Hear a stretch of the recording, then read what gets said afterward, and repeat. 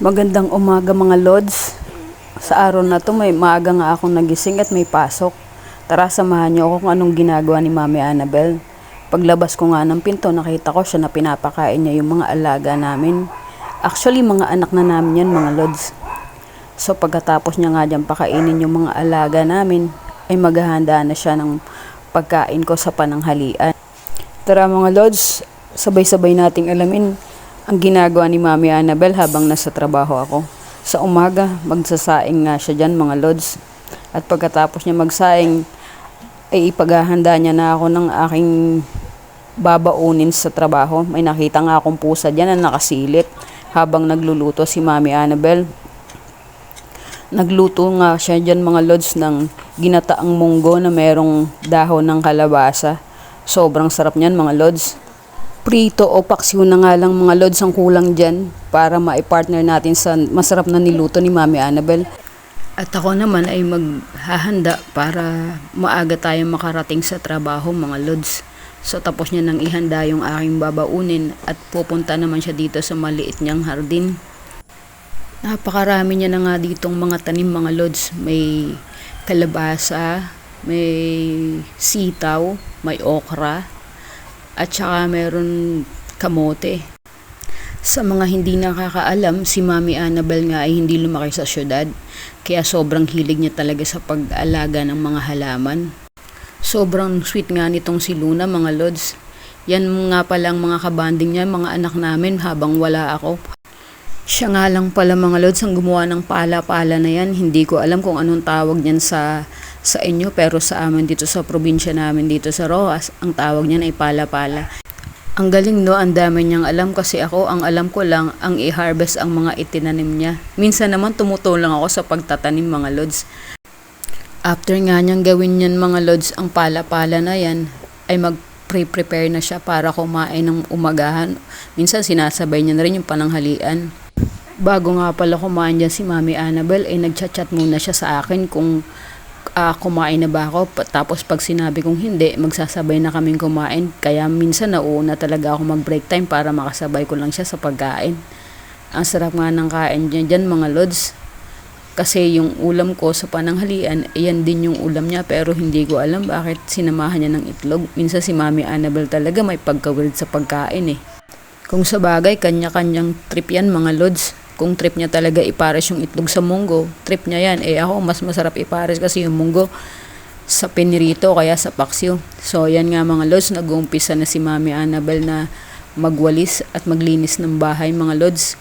Kung napapansin nyo, masyado siyang mahilig sa mga halaman. Kaya minsan yung bahay namin, ang dami mga, makikita mo, ang daming bulaklak, may mga tanim sa gilid.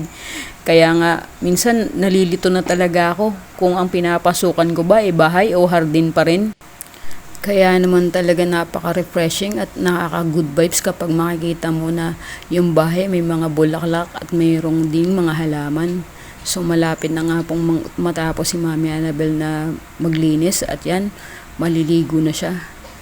At katatapos niya nga lang palang maligo mga lods kasi ang papaliguan niya naman ay yung mga anak namin.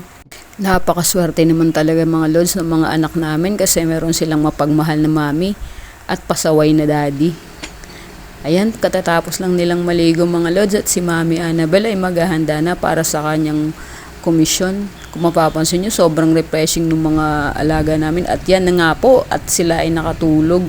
Sobrang fresh na nga nila. Kaya si Mami Annabel habang natutulog yung mga anak namin ay uumpisa na siya para sa kanyang komisyon.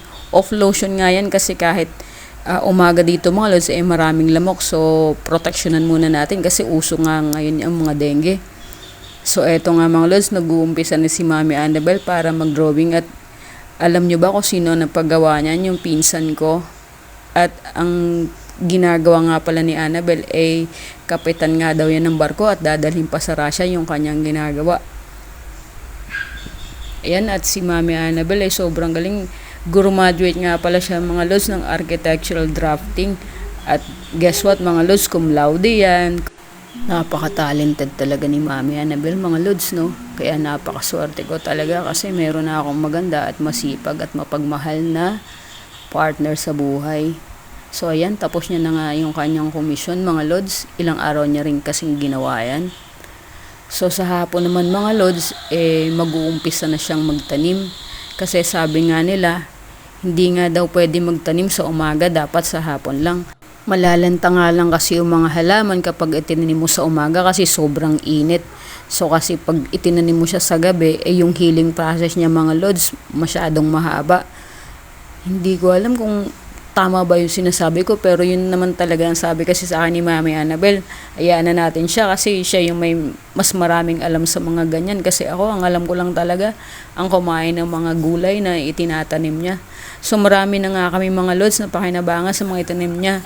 Lalo yung kamote at saka yung kangkong kasi madalas kapag nagluluto kami ng katulad niyan, yung mga tinola, nilalagyan namin ng dahon ng kamote. So yun, fast forward mga lods, tapos na siya mag-hardin at mag-prepare naman siya ng kaaming hapunan. Akala lang natin talaga mga lods, yung mga nasa bahay na partner natin, walang ginagawa. Hindi natin alam, mas busy pa sila kaysa sa atin. Tayo dun sa opisina, nakaupo-upo lang at nag-aantay ng mga customer. Pero sila talaga dito mga lods, sobrang busy nila. Kaya sa mga oras na yan mga lods, pauwi na ako. Sinabihan ko kasi si Mami Annabel na maaga magluto. Dahil hindi nga ako nakapag-break time kanina sa opisina, kaya sabi ko pagdating ko kakain na tayo. So yan, pagkatapos nga niya mag-prepare, dumating na ako at nagprito lang siya dyan ng tuyo mga lods, tapos dilis. So ayan, kain na.